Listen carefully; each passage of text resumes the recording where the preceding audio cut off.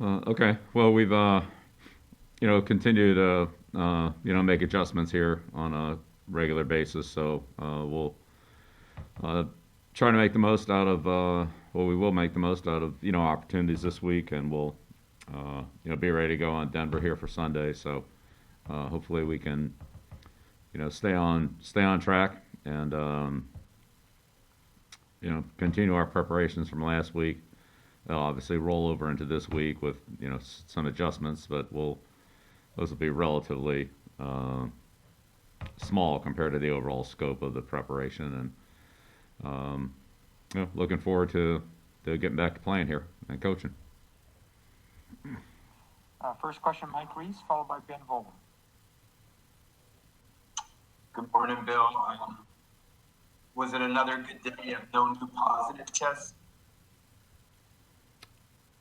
Yeah, that's it's a series of tests every day. So I'm not going to get into that. Every time we have multiple results during the day, we have a couple different tests. There's other things going on, so we have something to report on that. We'll report it.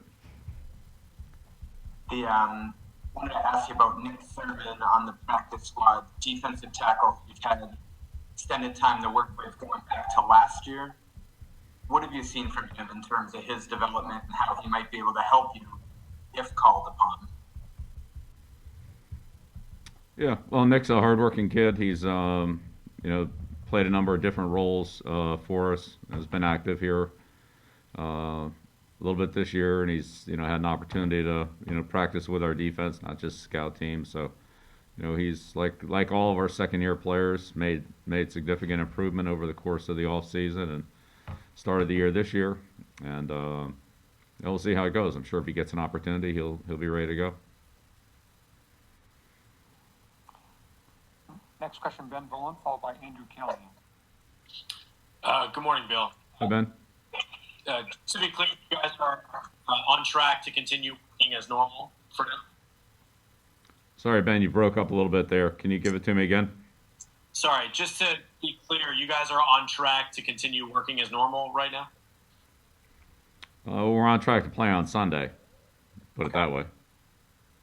How do you get a sense for how your players are handling all this uncertainty and all the abrupt changes in the schedule and just, all the changes that you guys have had to deal with the last few days? Well, Ben, we've been dealing with changes all year. So, we went all the way back to the spring, started the off-season program, virtual meetings, OTAs, mini camp, training camp. So, I think we're all have gone through this year with a very flexible attitude and understanding that things are going to change and we're going to have to make adjustments. I think that the players, the coaches, the staff, that everybody's handled it, pretty well. I mean, whatever we've had to do, we've done. We've tried to make the best out of our opportunities, and that's what we're going to continue to do. We know we're going to have to be fluid and flexible.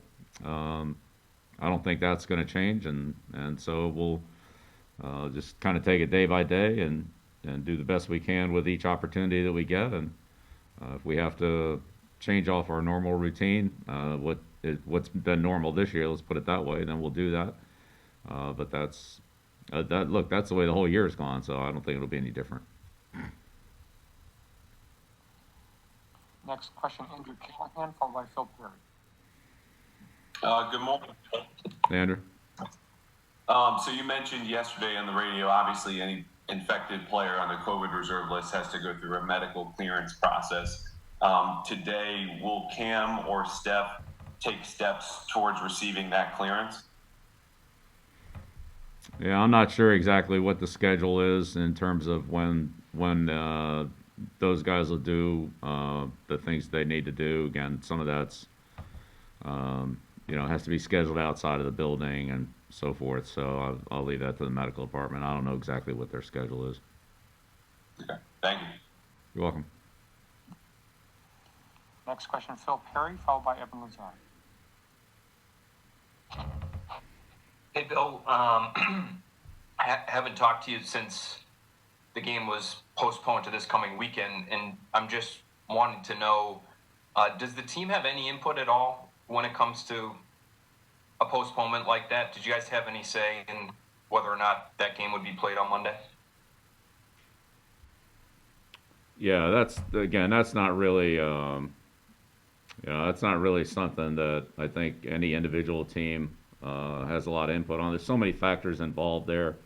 A number of games had to be rescheduled or readjusted. That gets into scheduling and dealing with other teams as well. So I think that the league I'm sure did the best that they could to try to work out the schedule where everybody could play their games and there would be as little disruption as possible. And how that affected the teams that were involved is really that's a decision that they would make based on multiple factors, many of which I'm not even aware of. So I think they've done a good job of trying to, in our case, just assess what the situation is here. But then, whatever the scheduling decisions are, that's not something that we can, it's not something we have any control over, especially in a situation like this where you have multiple games involved in a schedule adjustment. Thanks, Bill. You're welcome.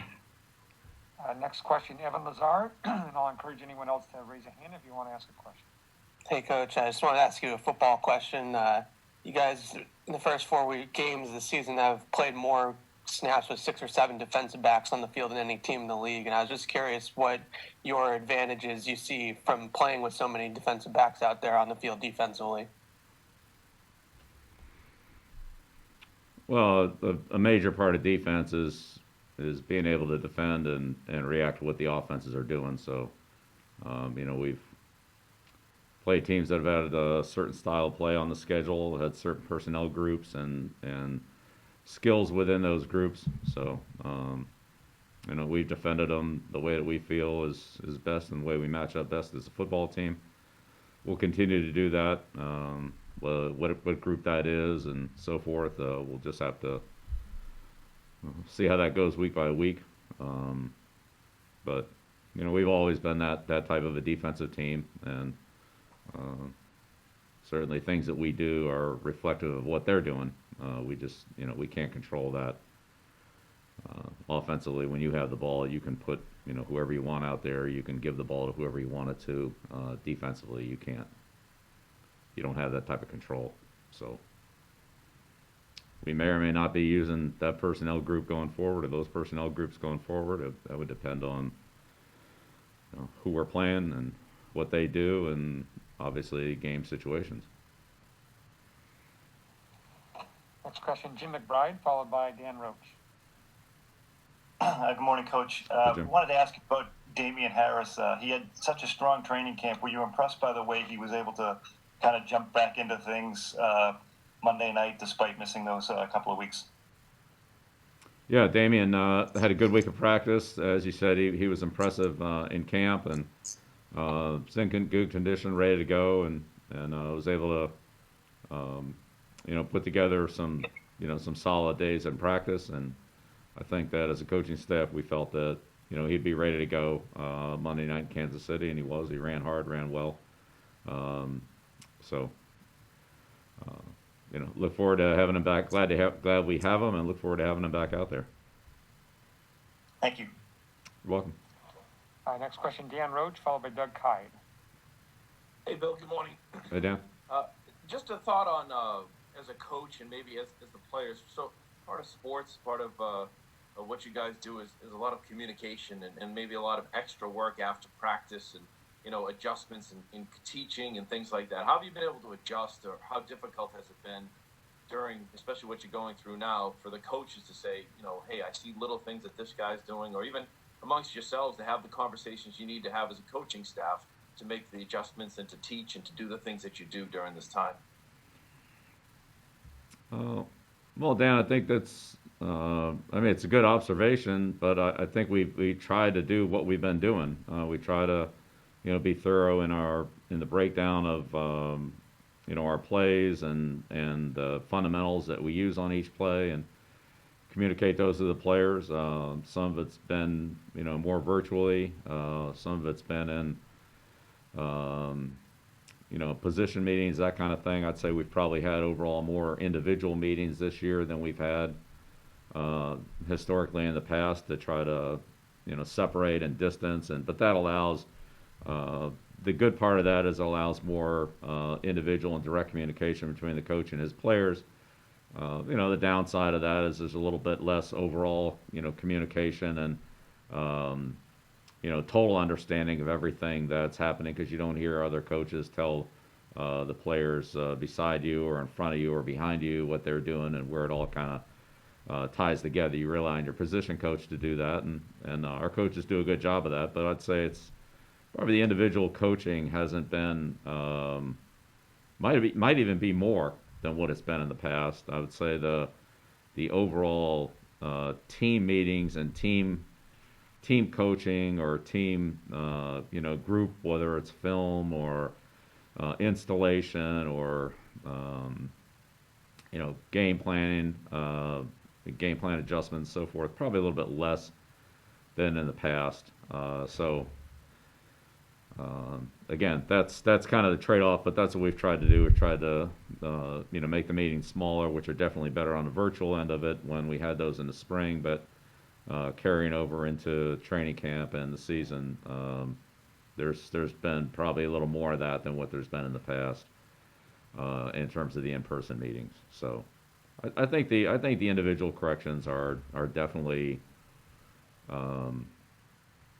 getting made, and like I said, maybe a little more than in the past. I'd say it's bringing together some of the overall things. We could use a little more time on that, but we're just try to, handle them with the way that we're set up, so that we're, not spending more time together than we feel like is really necessary. But it's a balance. It's a great question. It's a balance, something we've talked about, and maybe we have the right mix, maybe we don't, but that's something that we're aware of, and we want to try to, as I said, use our time as efficiently as we can to get everything covered. We'll do two final questions. Doug Hyde and Chris Ryan. Good morning, Bill. Individual players on your offensive line have showed positional flexibility so far this season. How much of a credit is that to Cole and Carmen and their job in replacing Dante this season? Yeah, well, Cole and Carmen both done a good job. I think that, again, that's the biggest position on the team, the offensive line. You have 5 guys out there on every play, and sometimes another guy on goal line situations or things like that. But, it's at least 5 out there on every play, and that's, really more than any other group other than the defensive backs if you combine all of them together. But when you separate them between corners and safeties, it's a big group. So, having 2 people working with those guys, and again, we have players that have quite a bit of experience, and then we have some other players that have a lot less experience, including Mike and Justin, who have only played 4 games here so far. So it's there are different needs there, but the flexibility that those guys have been able to show. Justin playing both sides and a little bit of guard. Mike playing both guard and tackle. It's been pretty impressive what they've been able to do. But the other guys as well. Joe switching, and gotten a lot of leadership from Isaiah and Joe. Certainly Shaq and David when they were out there. So overall that group's worked hard. They're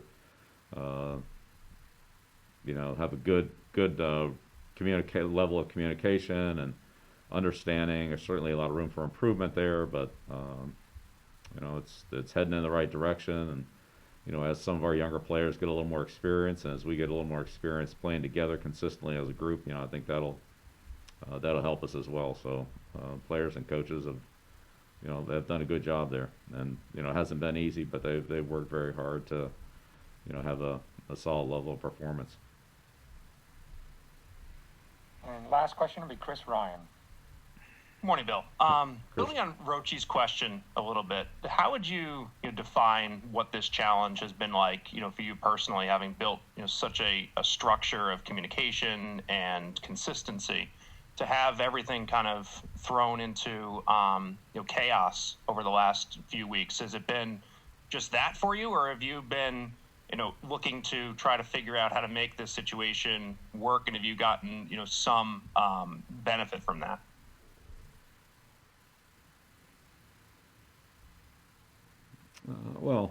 Again, every year is different, and every situation is a little bit different. I mean, we've had long weeks, we've had short weeks. We've had things we've had to adjust to in the past.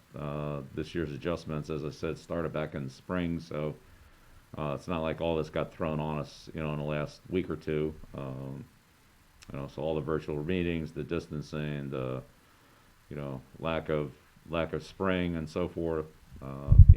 We've just adjusted to it the best that we can. Not saying it's perfect, and there's always room for improvement. We're constantly evaluating what we're doing to try to get the most out of it, but the players have been very cooperative. The players have also given us good feedback as to what they feel like is beneficial, what's working for them, and so we made some adjustments from that feedback, as well as just constant communication on the coaching staff, where one coach or one group of coaches might talk about something that's effective for them, and then other groups or another position coach will try that as well, and get the feedback from his players and things like that. So I think we've learned a lot. We're trying to find ways to teach and communicate and operate better and as efficiently as possible. I'm not sure that we're there yet. I'm sure we'll see other things as we go along, through the course of the season. But I don't feel like when we walk out on the field for a game that we're, there's a lot of gaps in our preparation or in, the team being ready to go. There are always things after every game that you do better. I'm not saying that, but I don't feel like when we walk out there we're just,